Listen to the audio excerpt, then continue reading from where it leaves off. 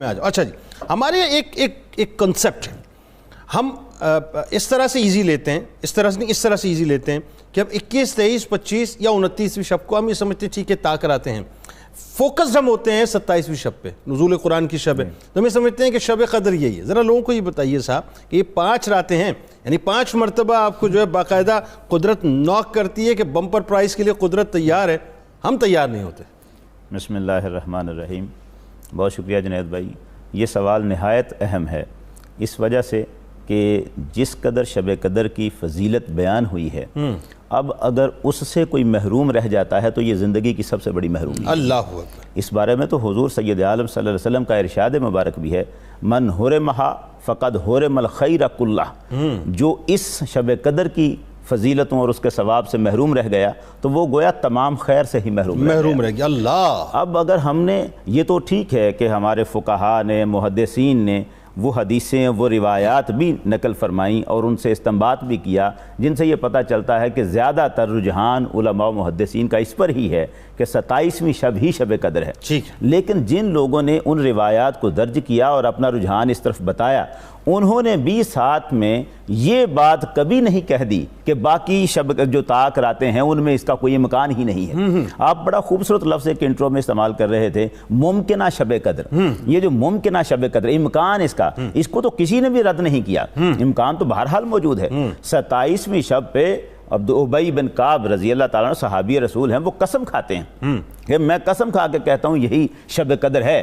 اب ظاہر ہے ان کی قسم کے بعد لوگوں کا ایک اعتقاد بن جاتا ہے۔ حضرت عبداللہ ابن عباس رضی اللہ تعالیٰ، ابی بن کعب ان کا بھی حضرت عبداللہ ابن عباس، بالکل ان کا بھی ہے۔ عبداللہ ابن عباس رضی اللہ تعالیٰ عنہ تو استدلال کیا کرتے تھے اس کے حرفوں سے، اس کے لفظوں سے کہ 27ویں کی شب ہے۔ عبداللہ ابن مسعود بھی یہی فرماتے ہیں کہ یہ ہے۔ امام اعظم ابو حنیفہ کا بھی یہی موقف ہے۔ لیکن ان سب نے جو موقف اپنایا ہے سوائے ابی ابن کعب رضی اللہ تعالیٰ عنہ کے، باقی کسی نے قسم نہیں کھائی۔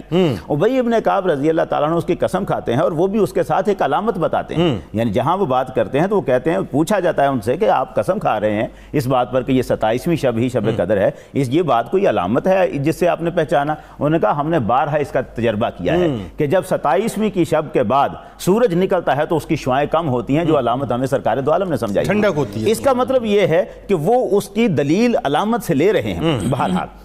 لیکن اس کے باوجود جبکہ ابی ابن کعب کا یہ قول موجود تھا، تب بھی بعد میں آنے والے محدثین نے صرف اسی قول پر رک کر یہ نہیں جزمن کہہ دیا کہ 27ویں ہی شب قدر ہے۔ امام شافعی رحمۃ اللہ علیہ آپ تو اس روایت کو اصح الروایات کہتے ہیں جس میں 21ویں شب کو شب قدر قرار دیا گیا ہے۔ اچھا، حضرت ابو سعید خدری رضی اللہ تعالیٰ عنہ کی جو روایت بخاری شریف اور مسلم شریف دونوں میں ہے، اس روایت میں یہ ہے کہ ابو سعید خدری رضی اللہ تعالیٰ عنہ وہ کہتے ہیں کہ ہم حضور صلی اللہ علیہ وسلم کے ساتھ اعتکاف میں بیٹھے ہوئے تھے، رمضان کا درمیانی عشرہ جب گزرا، 20 رمضان ہوئی تو سرکار دو عالم صلی اللہ علیہ وسلم نے ارشاد فرمایا جو لوگ میرے ساتھ اعتکاف میں بیٹھے ہوئے تھے اپنے اعتکاف کے مقامات پر واپس لوٹ جاؤ، اس لیے کہ مجھے رات شب قدر کی دکھائی گئی، ٹھیک ہے، مجھے پھر وہ بلا دی گئی۔ اب میں تمہیں یہ بتا رہا ہوں کہ اس کو آخری عشرے کی طاق راتوں میں تلاش کرو۔ میں نے خود کو رأیتنی اسجد فی الماء والطین، میں نے اپنے آپ کو پانی اور مٹی میں سجدہ کرتے، مٹی کے اوپر سجدہ کرتے دیکھا ہے۔ یہ بات جب آپ نے ارشاد فرمائی، ابو سعید خدری کہتے ہیں آسمان پر بادل کا کوئی نشان نہیں تھا اس وقت میں، ہم واپس حجروں میں اپنے میں اعتکاف والا جو معاملہ تھا وہ دوبارہ سے بیٹھ گئے، شروع کر لیا۔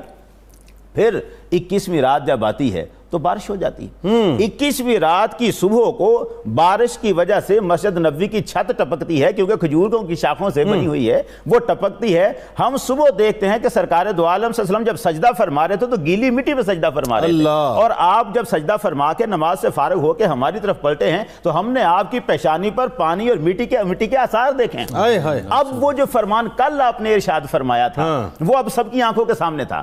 حضور نے فرمایا کہ مجھے شب قدر دکھائی گئی ہے اور میں نے پانی اور مٹی پر سجدہ کرتے خود کو دیکھا ہے۔ اللہ اکبر، اللہ اکبر۔ ابو سعید خدری کہتے تھے وہ 21ویں شب تھی۔ اب اس بات کو 21ویں شب قدر قرار دے کر امام شافعی کہتے ہیں یہ اصح الروایات ہے، ساری روایتوں سے جو بہترین صحیح ترین روایت ہے شب قدر کے حوالے سے وہ یہ۔ اللہ اکبر۔ تو امکان کو کیسے؟ واللہ ورسولہ عالم، بات یہ واللہ ورسولہ، اصل بات یہ ہے۔ دیکھیں ہمیں طاق راتوں سے کی فضیلت سے محروم نہیں رہنا ہے۔ بات یہ ناظرین وہی بات ہے، 5 اٹیمپٹس ہیں زندگی میں، کس کو پتہ کس کی زندگی کتنی ہے صاحب؟ سب دیکھیں نا، آپ قریب کے لوگ تھے، وینٹیلیٹر پہ چلے گئے، خدا نہ خواستہ اس کے بعد کیا ہوا، چلے گئے۔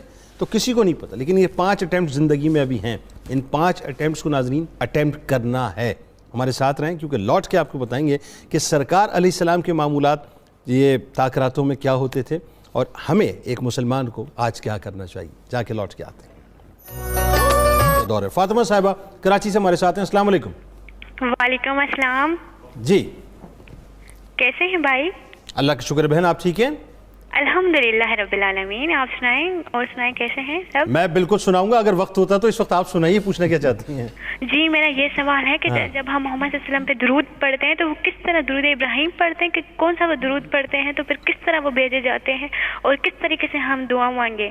بالکل فاطمہ آپ کو بتاتے ہیں، فاطمہ کو یہی پوچھنا چاہیے تھا کہ سرکار مدینہ صلی اللہ علیہ وسلم پر درود کیسے پڑھا جائے۔ جی بتائیے۔ جی نبی اکرم صلی اللہ علیہ وآلہ وسلم سے جو درود ابراہیمی ہے یہ تو خاص طور پر اس وقت بتایا گیا آپ نے جب صحابہ اکرام نے یہ سوال کیا تھا کہ یا رسول اللہ صلی اللہ علیہ وسلم نعرف کیف نسلم علیک، ہم یہ تو جانتے ہیں کہ آپ پر سلام کیسے پڑھیں، فکیف نصلی علیک فی صلاتنا، حضور ہمیں ارشاد فرما دیجئے کہ اپنی نمازوں میں آپ پر کیسے درود پڑھیں۔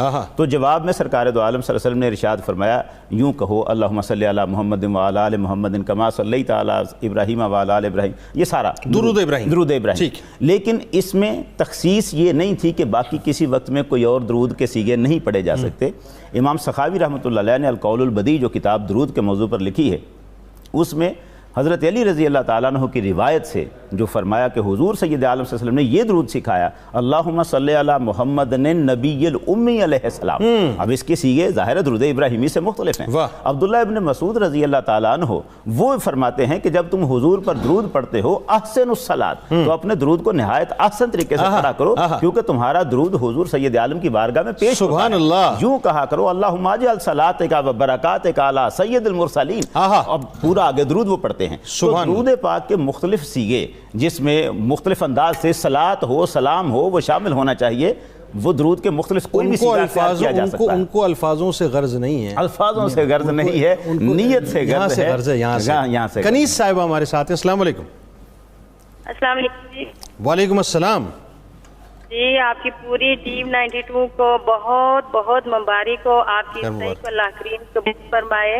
آمین۔ میری ہمیں بھی دیکھنے کی اللہ تعالیٰ نے یہ سعادت دی ہے تو اللہ تعالیٰ ہمارا بھی دیکھنا سننا قبول فرمائے۔ آمین آمین آمین۔ یہ 4 رکعت جیسے فرائض نماز پڑھتے ہیں تو قیام پہلی دفعہ کر لیتے ہیں جو کہ فرض ہے قیام کرنا، تو 4 رکعتوں میں اگر بندہ 1 میں یا 2 میں بیٹھ جائے تو کیا وہ نماز یعنی ہو جائے گی، یا 4 میں ہی قیام کرنا ضروری ہے؟ بالکل بالکل آپ کو بہت بہت مبارک، بہت بہت بہت اچھا پروگرام ہے۔ میری بہن بہت شکریہ، بس دعاؤں میں پوری ٹیم کو ہماری یاد رکھیں۔ بہت شکریہ آپ نے ہمیں کال کی۔ جی کنیز صاحبہ کا سوال کیا سوال؟ قیام کے حوالے سے 4 رکعت پڑھ رہی ہیں، اب مثال کے طور پہ تھکن ہے یا کوئی مطلب ذوف ہے، 2 رکعت انہوں نے قیام کر لیا، 2 رکعت بیٹھ کے پڑھ لی، تو کیا یہ ممکن ہے؟ اگر تو ایسا ہے کہ صحت اجازت نہیں دیتی، بیماری ہے، مرض ہے، تو یقیناً وہ بیٹھ سکتی ہیں، لیکن اس کے بغیر بیٹھنے سے ظاہر ہے کہ قیام ایک نماز کے فرائض میں شامل ہے، وہ اگر مس ہوتا ہے تو وہ فرض کے حیثیت سے نماز پہ نقص آتا ہے، تو اس کے لیے پھر ان کو قیام کرنا ضروری ہوگا۔ اگر بیماری ہے، عذر ہے، تو وہ عذر کی وجہ سے بیٹھ کے نماز پڑھ سکتی ہے۔ ٹھیک ڈاکٹر، کیا اچھی بات ہے، 2 جملوں میں وقت بالکل ختم ہو گیا، صرف 2 جملے۔ حضرت عائشہ صدیقہ رضی اللہ تعالیٰ عنہ نے عرض کیا تھا یا رسول اللہ صلی اللہ علیہ وسلم اگر میں شب قدر کو پالوں تو کیا کروں؟ ٹھیک، تو سرکار نے فرمایا تھا یوں دعا مانگو اللہم انکا عفو تحب العفو فاعف عنی، پروردگارا اللہم انی اسألک العفو والعافیہ، تو عفو و عافیت کی جو دعا ہے یہ ہے جو ہمیں مانگنی ہے، معافی بھی اللہ سے مانگنی ہے گناہوں کے لیے اور آفتوں سے عافیت بھی مانگنی ہے۔